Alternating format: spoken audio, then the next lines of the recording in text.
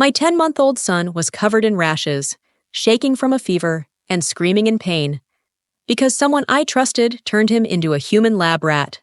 My name is Taylor, and I'm a single mom living in San Diego with my baby boy, Micah. I work full-time as a software engineer, and I've built my life around one mission: protecting my son. Every product he uses is organic, every toy is checked for safety, and every visitor washes their hands before touching him. I'm not paranoid. I'm a mom who's already lost too much. Micah's father left when I was 5 months pregnant, said he wasn't ready to be a dad, and blocked me the next day. I cried myself to sleep for weeks, but the day Micah was born, I knew he was worth it. Since then, I've done everything I can to give him a good life. No daycare. My job lets me work remotely. No strangers, just me, my parents, and my younger cousin Sabrina. That's where this story turns dark. Sabrina is 27, ambitious, and obsessed with becoming the next big name in natural skincare. She moved in with me 6 months ago after a bad breakup and begged to stay until her business took off. I agreed, thinking it would be nice to have some help at home. But from day one, there was tension. Sabrina hates that I don't wear makeup. She criticizes how I dress, how I talk, and especially how I raise Micah. "You're too overprotective," she'd say. "He needs exposure to build immunity." I brushed it off, until she started using my son to test her products. I didn't know it at first. She'd always say things like, "I made a new shea butter mix. Want to try it on Micah's cheeks? It'll help with the dry patches." And I'd politely decline. I never gave permission. But last Thursday, I noticed something strange. Micah woke up crying harder than usual. His skin was blotchy and red, especially around his cheeks, arms, and neck. I checked everything. No new detergent, no food changes, nothing different, until I looked at the white jar on the changing table. It was labeled Soothing Baby Cream in Sabrina's handwriting. I asked her about it, and she smiled like nothing was wrong. "Oh, that?" I made it with all natural ingredients. Chamomile, coconut oil, calendula, super gentle. But something about the way she said it made my stomach twist. That night, Micah's fever hit 102 degrees Fahrenheit. He was crying nonstop. I rushed him to the ER. The doctor asked if I had used any new skincare on him. I froze. I told him about the cream, and he sent it to the lab for analysis while they treated Micah. The ER visit lasted 6 hours. I didn't sleep. I just held my baby while he whimpered in my arms, praying he'd be okay. When I got home, Sabrina was still awake, sitting at the kitchen island sipping wine and scrolling her phone like nothing happened. I confronted her, asked her what exactly she put in that cream. She rolled her eyes. "Relax. I've been developing formulas for months. This one was almost ready. I just needed to see how it worked on sensitive skin." I stared at her in disbelief. "You used my child. Without asking me. You had no idea if it was safe." Her reply? A shrug. "He's fine, isn't he?" That's when I snapped. I yelled. I told her to pack her things and get out. But she didn't even flinch. "You think you're some perfect mom, Taylor. Everyone kisses your feet because you're a software engineer single mom superhero. I wanted to prove I could do something better than you." I was shaking. Later that night, I took the cream jar from the trash, peeled off the handmade label, and found a faint printed sticker underneath that read, "Formula B12, not approved for human use." My knees buckled. I stared at the label, my mind spinning. She didn't just test a product. She gave my child a formula not approved for humans. That's when I realized this wasn't a mistake. It was sabotage, and I was going to make her pay. I couldn't breathe when I read that label. Formula B12, not approved for human use. I held it in my hand, my fingers trembling, my heart pounding so loudly it echoed in my ears. She knew. Sabrina knew this wasn't safe, and she still used it on my son. The next morning, I took Micah back to the pediatrician for a full exam. He had a low-grade fever, the rash had spread to his torso, and he'd barely slept. I handed the doctor the jar and explained everything. His face shifted from concern to disbelief in seconds. "This could be serious," he said. "We'll run tests immediately." I couldn't believe this was happening. My baby boy, my whole world, was in pain because someone I opened my home to had decided her ego mattered more than his safety. And the worst part? Nobody seemed to take it seriously. My parents said I was overreacting. "Maybe she didn't know what she was doing," Mom said over the phone. "She's just trying to start a business. Don't ruin her future over a misunderstanding." A misunderstanding? Micah was wheezing in his sleep, and my own mother was worried about Sabrina's future. The anger I felt was unreal. I wasn't just dealing with a reckless cousin. I was dealing with an entire mindset that dismissed a mother's instincts as drama. When I got home, Sabrina had cleaned the kitchen, made coffee, and was humming like she was the star of a feel-good movie. "I'm taking Micah to stay with my friend Sophia for a few days," I told her. "He needs to be somewhere safe." She didn't even ask why. She just said, "Whatever. Do what you have to do." That night, I couldn't sleep.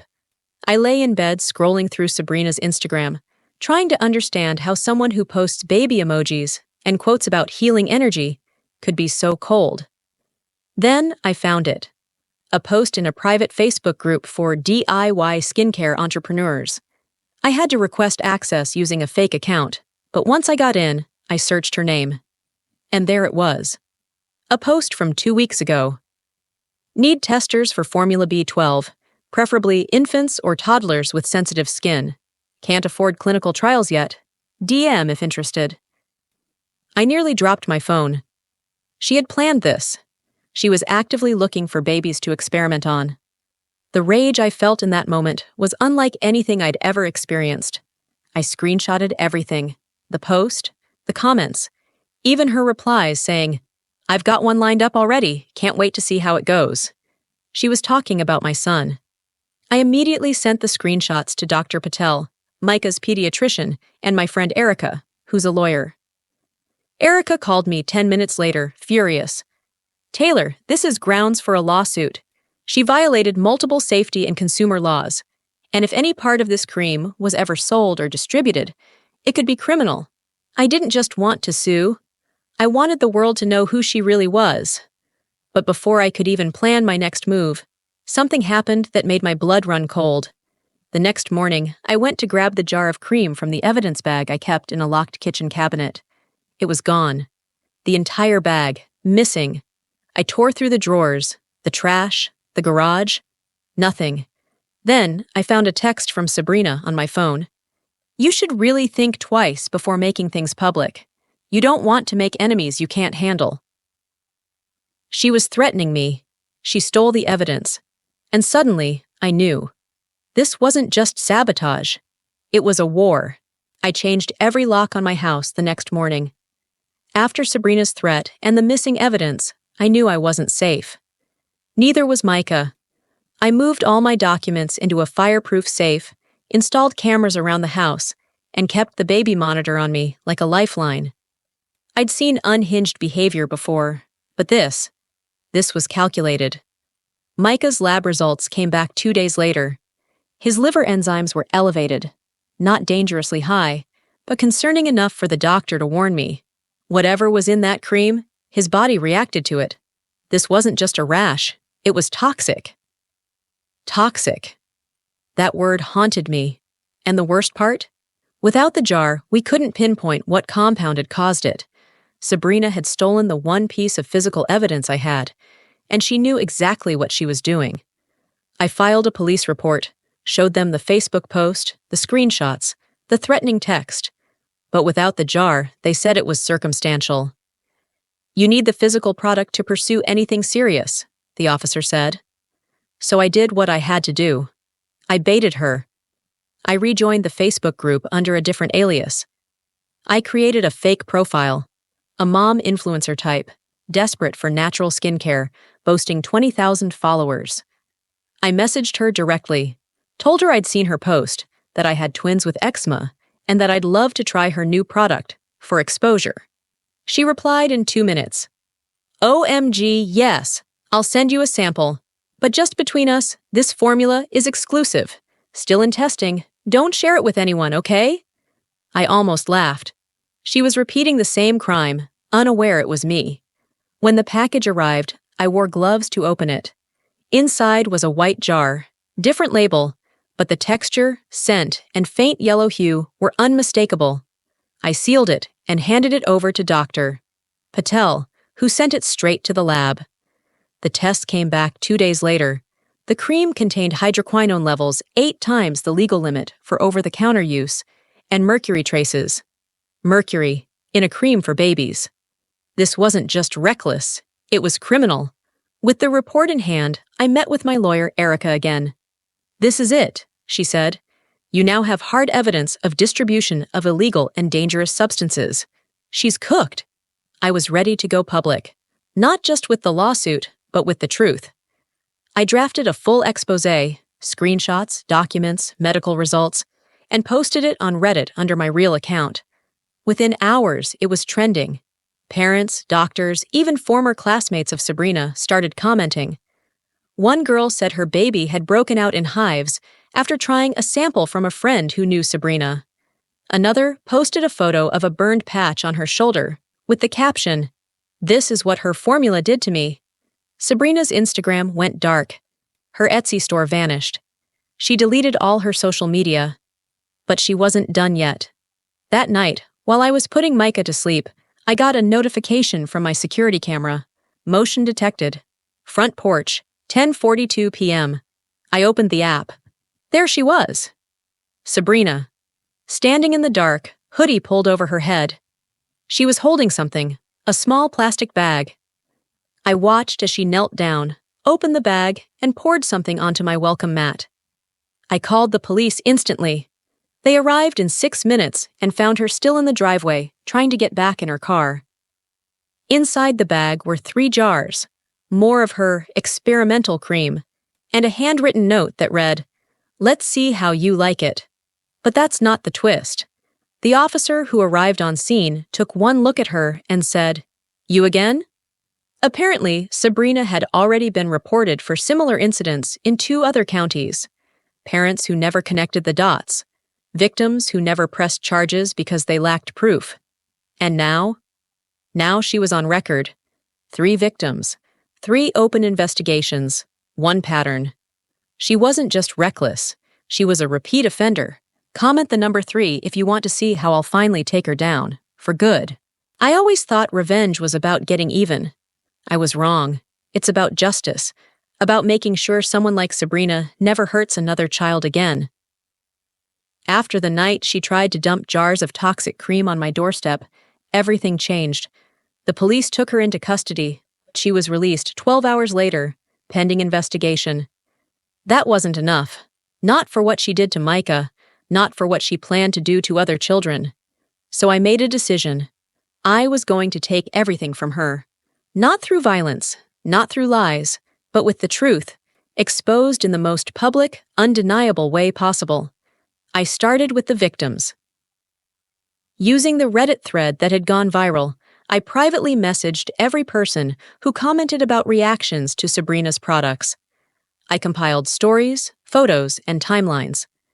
My lawyer, Erica, helped me organize it all into a class action civil case, and the moment we had 5 signed affidavits, we filed the suit. The next day, I received a cease and desist letter from a cheap online legal service. Sabrina was trying to shut me up, claiming defamation. I laughed. She had no idea what was coming. While she was scrambling to protect her brand, I was already 10 steps ahead. I leaked everything to a local investigative reporter, a woman named Janelle Hart from Channel 5 News, famous in San Diego for digging into underground wellness scams. Janelle loved the story. She interviewed me on camera, blurred Micah's face, and verified every document. 2 days later, the segment aired during prime time. Toxic skincare, the danger behind a rising influencer. It spread like wildfire. Parents flooded Sabrina's business pages with angry comments. Every vendor dropped her. She was blacklisted by every local beauty expo. Her name appeared on multiple FDA watch lists. But that still wasn't the end. 2 days after the broadcast, I got a call from someone I never expected. Daphne, Sabrina's former best friend. They hadn't spoken in over a year. I saw the story, she said, and I think you need to know something. What she told me made my blood run cold. Apparently, this wasn't Sabrina's first experiment. Years ago, during college, Sabrina had run a secret online skincare forum under a fake name. She sold custom formulas to anonymous buyers, without ingredients listed, without safety testing. One girl ended up hospitalized with facial burns. Another had to get steroid injections for chemical inflammation. Nothing ever came of it because Sabrina used prepaid shipping labels and fake contact info. The buyers couldn't trace it back to her. But Daphne? She had emails, screenshots, even a bank transaction where Sabrina used her real name to deposit one of the payments. I took the whole file straight to Erica. "This is huge," she said. "It shows a pattern of deception going back years. We can build a case not just around what she did to Micah, but her entire fraudulent career." But then came the twist. The next morning, I was getting Micah ready for his nap when my doorbell rang. I checked the camera. It was Sabrina's mother, a woman I hadn't seen in over a decade. I opened the door cautiously. "I'm sorry to come unannounced," she said, eyes red and tired. I needed to tell you something about Sabrina." I led her to the porch. She looked down, trembling. "She wasn't always like this," she whispered. "But she's been stealing formulas, not just making them, stealing them from a lab I used to clean at." I blinked. "What?" "She broke into the lab last year and copied experimental compounds that were being tested on rats. That's what that formula was. B12. It wasn't hers. It wasn't even finished. It was dangerous. She bragged about it to me, like it was her shortcut to success." I was stunned. Sabrina hadn't just made a bad product. She had stolen unapproved pharmaceutical-grade substances and tested them on children. That changed everything. Not only was this now a criminal matter, it was federal. The moment Sabrina's mother told me about the lab theft, everything clicked into place. This wasn't some naive startup gone wrong. Sabrina was a liar, a manipulator, and now, potentially a federal criminal. I handed over every detail to my lawyer and the local police. They escalated the case to the FDA and the Department of Health. Within a week, an investigation team contacted me. Apparently, Formula B12 had been reported missing from a biotech lab in Los Angeles, and the compound hadn't passed a single safety clearance. It was still undergoing animal trials, and Sabrina had smeared it on a 10-month-old baby's face. They opened a full federal investigation. Warrants were issued. Her apartment was searched. Her computer, her business records, her phone. Everything was seized. The class action lawsuit I helped organize grew to include 12 families across 3 states, all with similar stories, all tied to the same shady natural skincare brand. And then, justice finally struck. 3 months later, Sabrina was arrested in full view of the press. Footage of her being led away in handcuffs aired on every local channel. One reporter shouted, "What do you have to say to the families?" She said nothing, just lowered her head and got into the car.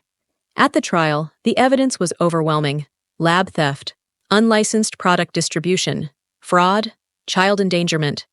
She pled guilty to multiple charges in a deal to avoid a longer sentence.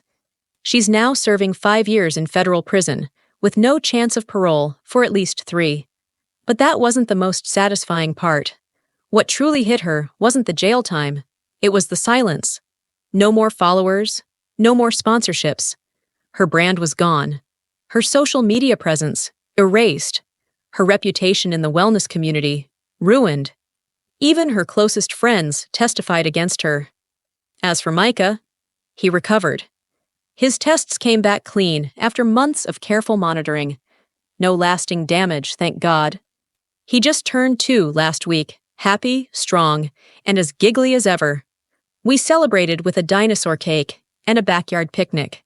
Just me, my parents, and a few close friends. Sabrina, meanwhile, is sitting in a cell, stripped of everything she once used to define herself.